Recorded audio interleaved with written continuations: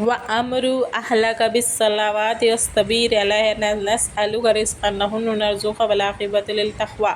اپنے گھر والوں کو نماز کا حکم کیجیے اور خود بھی اس کا اہتمام کرتے رہیے۔ ہم آپ سے روزی کموانا نہیں چاہتے، روزی تو ہم آپ کو دیں گے اور بہتر انجام تو پرہیزگاری ہی کا ہے۔ حضرت اسماء رضی اللہ تعالیٰ عنہ کہتی ہیں کہ میں نے حضور صلی اللہ علیہ وسلم سے سنا کہ قیامت کے دن سارے آدمی ایک جگہ جمع ہوں گے اور فرشتے جو آواز دیں گے سب کو سنائی دے گی۔ اس وقت اعلان ہوگا، کہاں ہیں وہ لوگ جو راحت اور تکلیف میں ہر حال میں اللہ کی حمد کرتے تھے؟ یہ سن کر ایک جماعت اٹھے گی اور بغیر حساب کتاب کے جنت میں داخل ہو جائے گی۔ پھر اعلان ہوگا، کہاں ہیں وہ لوگ جو راتوں کو عبادت میں مشغول رہتے تھے اور ان کے پہلو بستروں سے دور رہتے تھے؟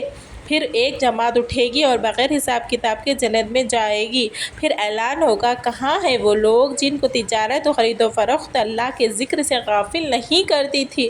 پھر ایک جماعت اٹھے گی اور بغیر حساب کتاب کے جنت میں جائے گی۔ اور ایک حدیث میں آیا ہے کہ یہی قصہ آیا ہے کہ فرشتے اعلان کرتے ہیں، آج محشر والے دیکھیں گے کہ کریم لوگ کون ہیں، اور اعلان ہوگا، کہاں ہیں وہ لوگ جو تجارتی مشاغل اللہ کے ذکر اور نماز سے نہیں روکتے تھے؟ وہاں سے ایک جماعت اٹھے گی اور وہ بھی جنت میں جائے گی۔ سبحان اللہ۔